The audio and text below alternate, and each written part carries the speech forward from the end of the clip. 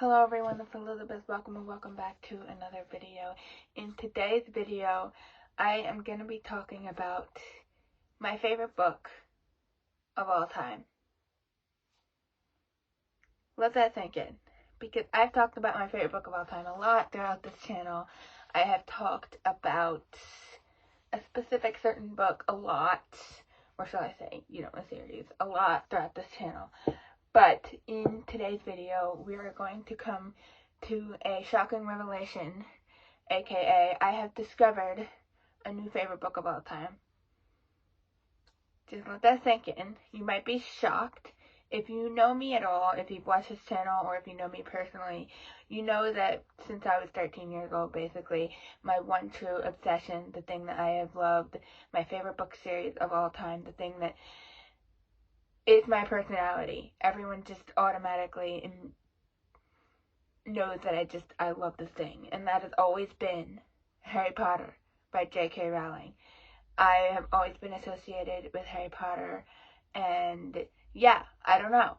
That's just always been my favorite book series of all time. It's been my favorite book series since I was 13 years old. I've read it over 11 times, which I've never done with any other book in my entire life, unless you count listening to the audio dramatizations of Narnia, in which case I probably listened to those like 20 times. But that aside, Harry Potter by J.K. Rowling has always been my favorite book of all time, and for my entire life since I was 13 years old, I always thought there was nothing that could ever beat Harry Potter. There was nothing that could be better. There was nothing that would go higher. There are things that are super close. Lord of the Rings is super duper duper duper close.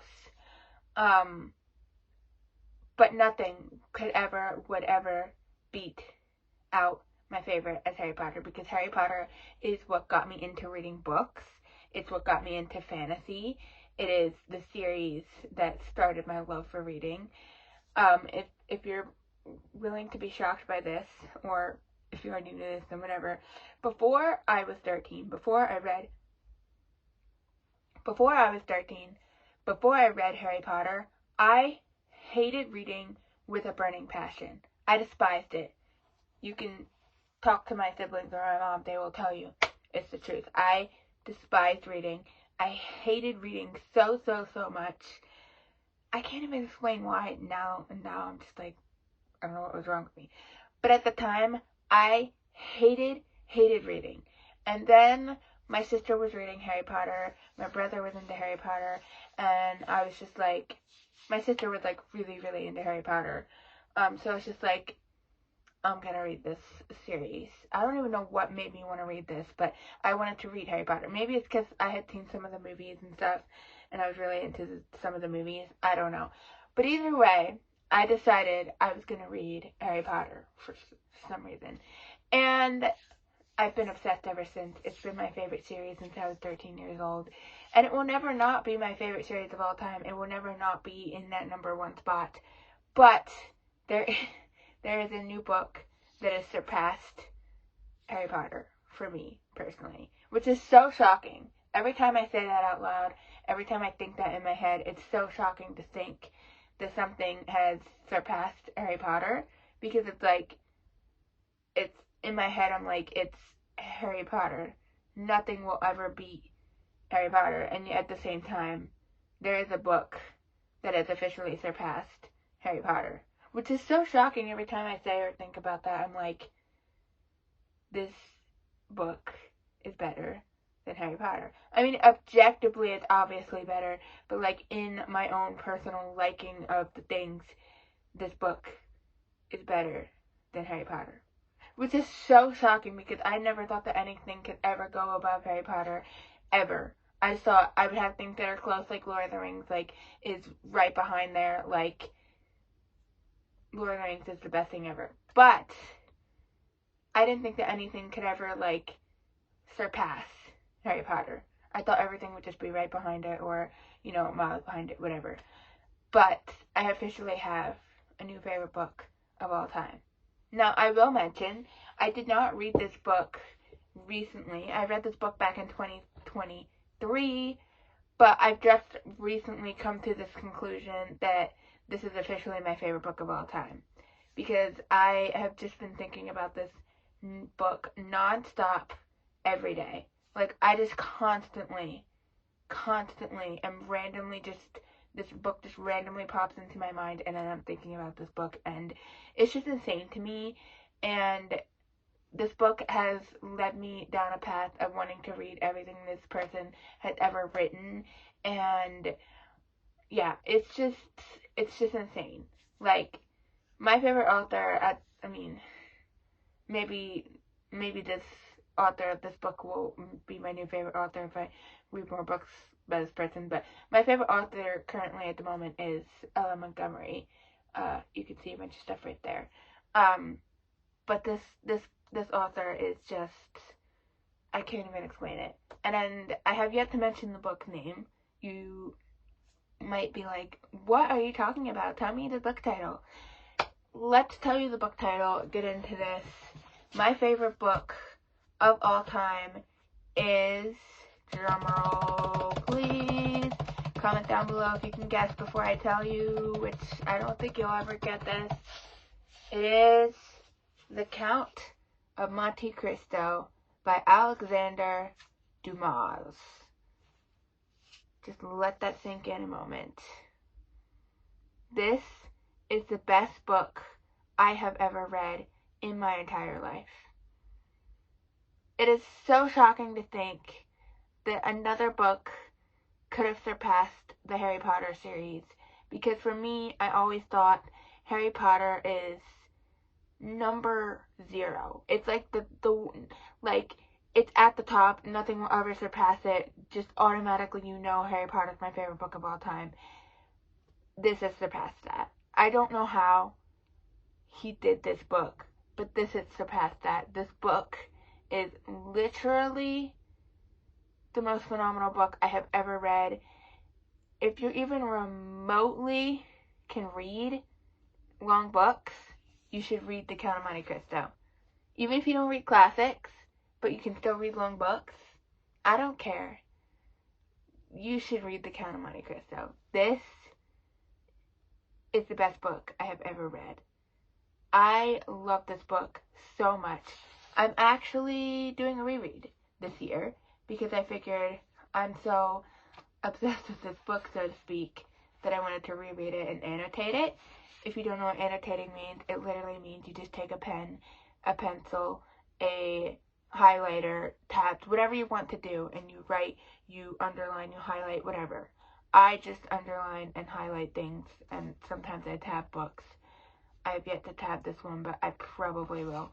But anyways, I am going to annotate this book because the first time I read part of it physically and part of it by audio, because at the time I was just trying to get through it quicker. But I am officially obsessed with this book, and I want to read everything written by Alexander Dumas. Currently, I have read The Count of Monte Cristo, obviously, and The Three Musketeers, which is another phenomenal novel.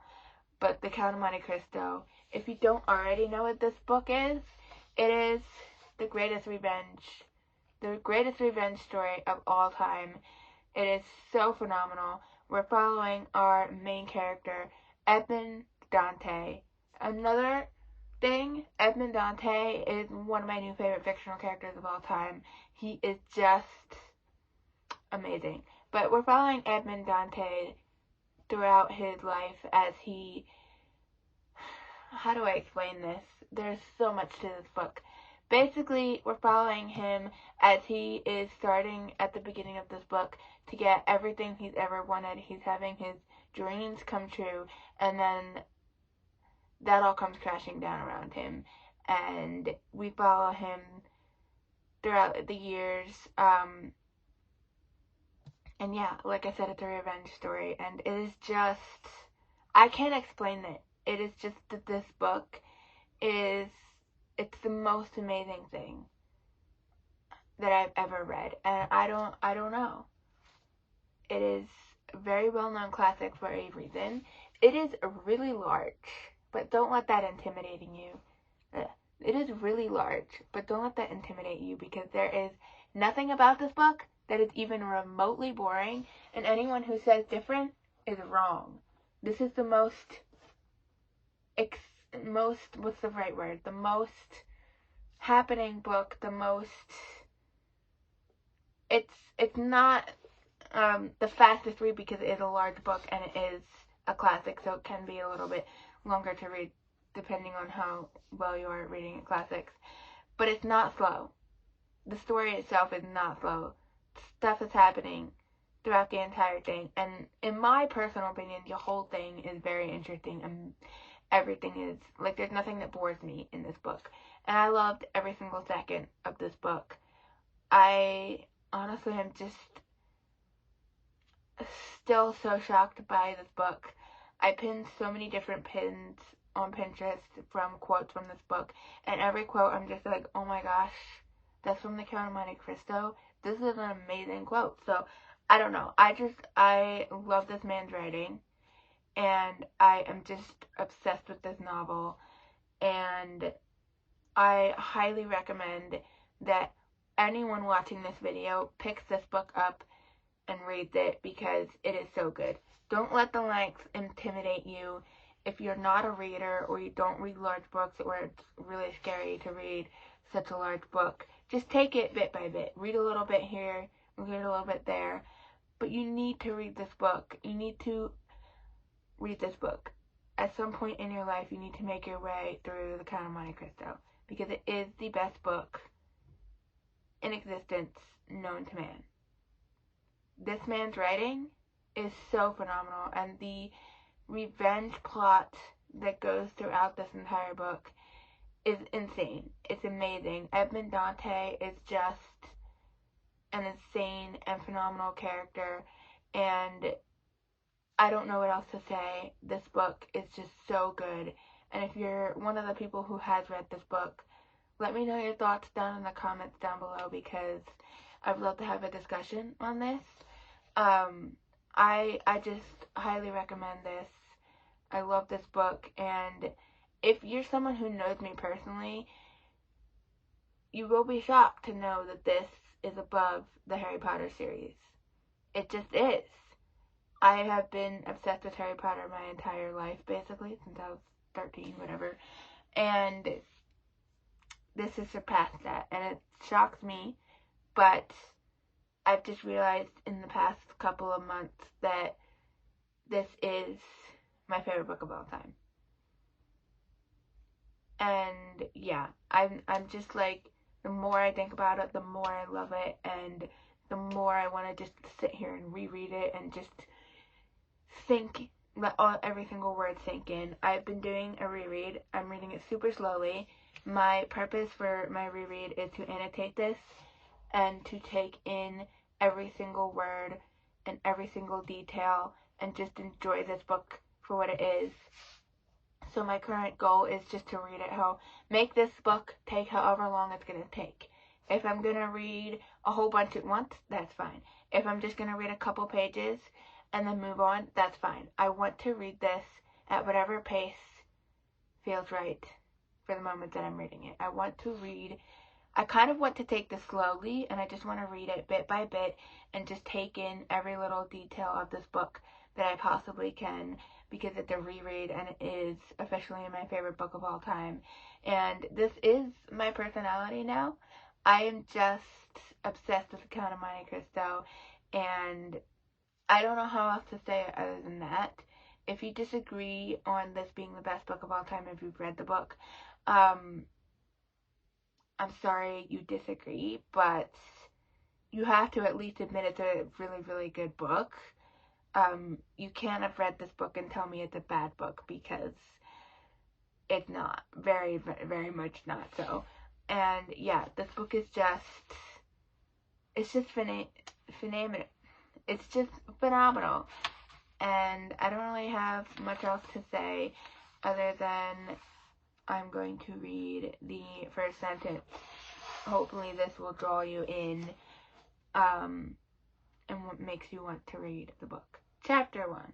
Marcel, Arrival. On February 24th, 1815, the lookout at Notre Dame de la Garde signaled the arrival of the three master Pharaoh, coming from Smyrna, Trieste, and Naples. As usual, a coastal pilot immediately left port, sailed hard by the Shadow Deep, and boarded the ship between the Cape de Moro and the island of Rio. At once, as was also customary, the terrace of Fort St. Jean was thronged with onlookers because of the arrival of a ship is always a great event in Marseille, particularly when the vessel, like the Pharaon, has been built, fitted out, and laded in the shipyards of the old port and belongs to an owner from the town. I butchered some of the pronunciations, but I don't know how else to say it. This is the best book I have ever read in my entire life, and it has somehow surpassed the Harry Potter series.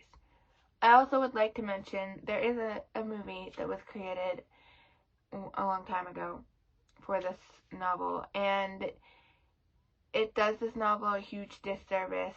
It is, quite frankly, it is a terrible movie in my opinion, in the sense that it doesn't follow this book like at all. Yeah, it kind of starts out sort of similar with, some similarities a little bit at the beginning, and then it just deviates and makes it its own complete thing. And in my opinion, this book, like I just mentioned, is my favorite book of all time. It is the best book of all time. So obviously, what they did in the movie didn't do this a service. It didn't enhance anything. It didn't make it better. It made it worse. Because it didn't follow this at all. There are certain things that I think, or a lot of books, honestly, that I think should just be a book. They shouldn't be attempted to be made into film because they just simply can't be put into film and done correctly. So I think that they should just be left as words on paper. And this is one of those books that I think should have just been left as words on paper, because I don't think they can put this into a movie correctly, and I think it's very difficult to try to do it correctly, and the movie just really butchers this book, I feel like. And I will admit, I grew up with the movie, so I watched it a bunch as a kid, and I loved it when I was a kid. Or I liked it. I don't know if I loved it, but I liked it. But after having read the book, I didn't try to. I watched the entire film right after reading the book, and regrets were made immediately, because I immediately was like, wow, this is, like, I will admit, I knew going into the film that it was not going to be exactly like the book. I knew there was going to be a lot of deviations, but going into it, I thought there would be at least a little bit of similarities, and let's just say there's basically, except for like a little bit at the beginning, there's basically no similarities at all. Everything that happens in the movie doesn't happen in the book, basically, except for like the beginning part a little bit. The whole thing with him being in prison and the way he escaped prison, and that's basically it. Everything else is basically completely deviated from the book. Either didn't happen in the book at all, or they changed it or whatever.